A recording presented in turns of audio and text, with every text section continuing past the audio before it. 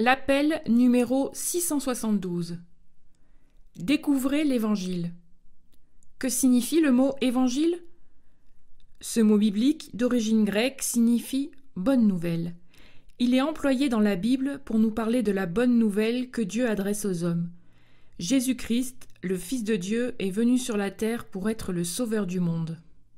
À la naissance de Jésus, un ange envoyé par Dieu a dit « Je vous annonce une bonne nouvelle, un grand sujet de joie qui sera pour tout le peuple. Aujourd'hui, vous est né un sauveur qui est le Christ, le Seigneur. Gloire à Dieu dans les lieux très hauts et sur la terre paix, et bon plaisir dans les hommes. » Évangile selon Luc, chapitre 2, versets 10 à 14. Une nouvelle merveilleuse. Jésus est né. Une époque totalement nouvelle commence lorsqu'au début de notre ère, Jésus-Christ naît dans la plus grande humilité.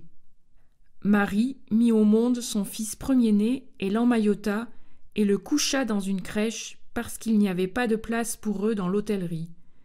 Évangile selon Luc, chapitre 2, verset 7. Tu l'appelleras du nom de Jésus, car c'est lui qui sauvera son peuple de leurs péchés. Évangile selon Matthieu, chapitre 1, verset 21.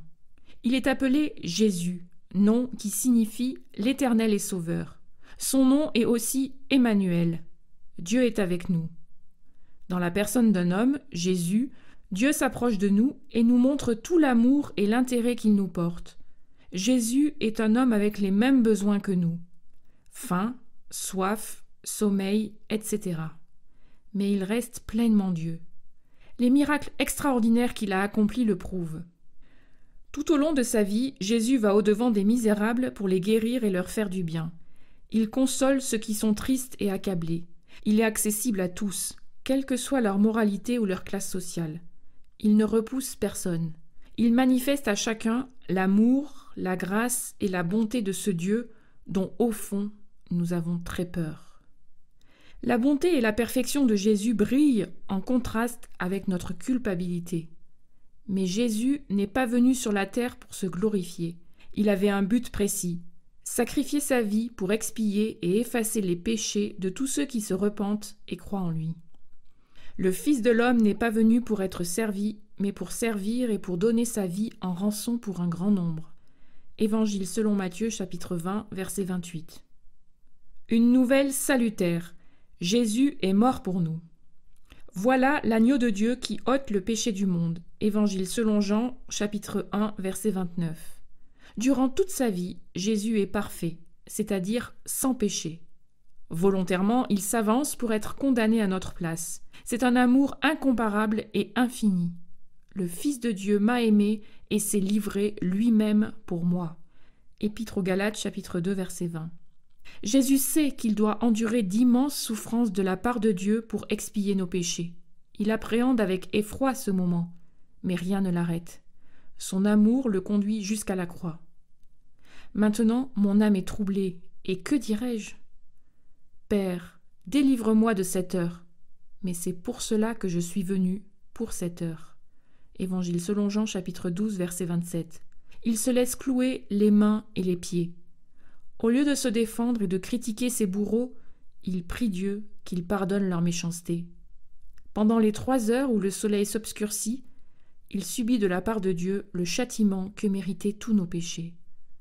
Après ces terribles heures, Jésus s'écrie « C'est accompli ».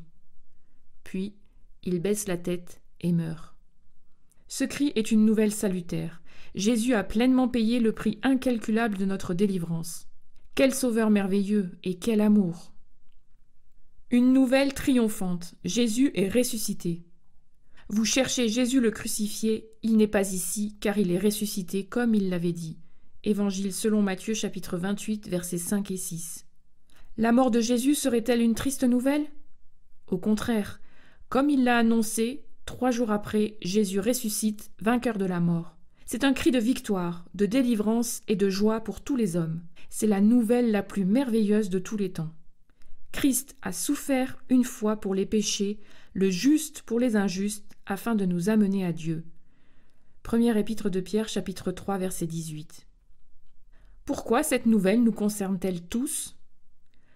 Une barrière infranchissable sépare Dieu et les hommes. Cet obstacle s'appelle le péché, et la conséquence liée au péché et la mort, puis les tourments éternels. Péché, condamnation, éternité, ces mots si souvent refoulés prennent alors toute leur signification et réveillent nos consciences. Les avertissements de la Bible doivent alors s'imposer à nos cœurs. Dieu amènera toute œuvre en jugement avec tout ce qui est caché, soit bien, soit mal. Livre de l'Ecclésiaste, chapitre 12, verset 14. Aujourd'hui, Dieu s'adresse à nous. Parce qu'il s'agit de notre avenir éternel, Dieu, dans sa bienveillance et son amour infini, nous avertit avec insistance. Repentez-vous et croyez à l'Évangile. Évangile selon Marc, chapitre 1, verset 15. La repentance est le résultat d'une prise de conscience de notre état moral personnel. C'est reconnaître sincèrement devant Dieu que nous sommes pécheurs. C'est donc un acte individuel. La question n'est pas de se repentir peu ou beaucoup, mais de le faire avec vérité. Par la prière, confessons-lui nos péchés et croyons que le sacrifice de Jésus efface nos péchés. Quiconque croit en lui, en Jésus, reçoit le pardon des péchés. Actes des Apôtres, chapitre 10, verset 43. Dieu accorde un pardon immédiat, complet et définitif à quiconque croit. C'est cela, croire au Seigneur Jésus, ou croire à l'Évangile. Un jour, sa grâce et sa patience prendront fin. C'est pourquoi, dès aujourd'hui, croyez l'Évangile.